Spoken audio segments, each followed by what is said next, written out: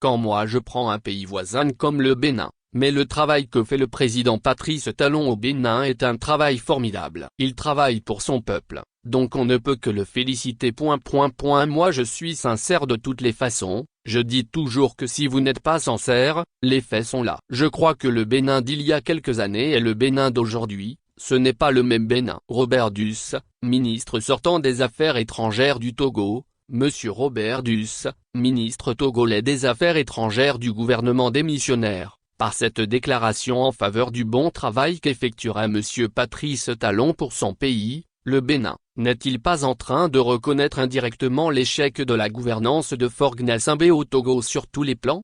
En effet, en dehors des élucubrations éhontées sur un prétendu esprit panafricaniste de son mentor, en dehors des nombreuses violations des droits humains, de la corruption institutionnalisée, le tout couronné par une impunité totale. Quel bilan positif peut présenter le pigeon voyageur Duss depuis 2005, date de la prise du pouvoir par Faure Gnassingbé dans le sang? C'est pourquoi cette façon de parler en des termes élogieux du Bénin et surtout de son président Patrice Talon revient à parler du Togo qui, comparé aux voisins de l'Est, n'est que l'ombre de lui-même. Et Monsieur Robert Duss, en sa qualité d'une des voix les plus écoutées par Faure Gnassingbé, a une très grande responsabilité dans ce qui se passe de politiquement, de socialement et d'humainement inacceptable sur la terre de nos aïeux depuis plusieurs années. Et ces voix les plus écoutées autour du dictateur togolais, qu'elles soient masculines ou féminines, sont légion. Faure Gnassingbé les écoute-t-il vraiment ou fait-il ce qu'il veut? Ces hommes et femmes, proches du pouvoir,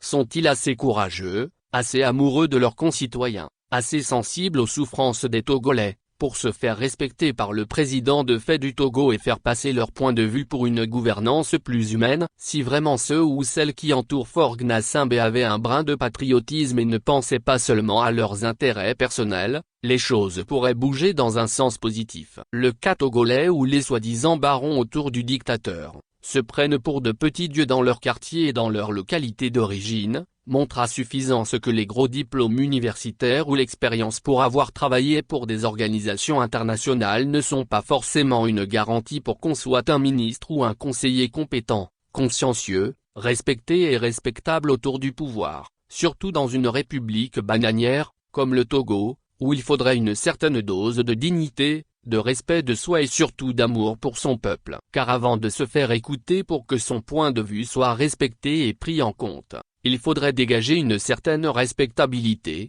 une certaine aura de personnalité sérieuse et responsable. Et si des régimes de dictature, nocifs pour l'épanouissement de leur peuple, font encore la loi, ici et là, sur le continent noir, c'est la plupart du temps dû à des entourages méchants, comme au Togo, encourageant le tribalisme et le népotisme.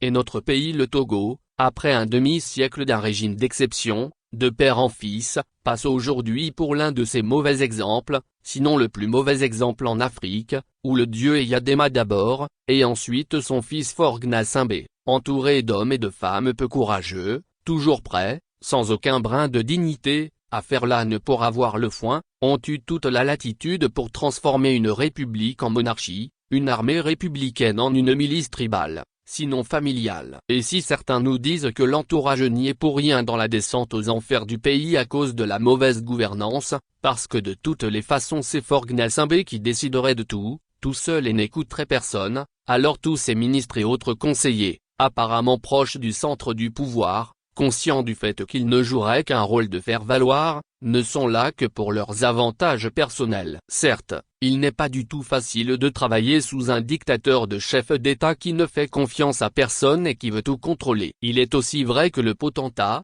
aussi dictateur cruel soit-il, n'est rien et ne peut rien seul sans son entourage proche. Dans un message audio circulant depuis quelques jours sur la messagerie WhatsApp, l'ancien ministre Youhou Ateba nous apprend comment il est difficile d'émettre un avis contraire en Conseil des ministres, dans le but de faire améliorer la gouvernance, sans être traité de paria par ses propres collègues ministres et surtout sans provoquer le courroux du dictateur. La raison est que tout simplement le président est habitué aux flatteries, aux mensonges et n'est plus en mesure de tolérer un discours contraire. Qu'est-ce qui se passerait si plusieurs ministres se concertent, prennent leur courage à deux mains, pour régulièrement regarder leur chef dans les yeux et lui dire en toute franchise, ce qui ne va pas, ce que les populations ressentent. La peur de ne plus bénéficier des faveurs du maître des lieux, Le manque de courage et le fait que l'on soit focalisé sur ses intérêts personnels, voilà ce qui fait que des personnalités détenant de grands diplômes, ayant été bien notées sur le plan international pour leurs compétences, ne sont plus rien dans l'entourage d'un dictateur comme Faure Gnassingbé du Togo.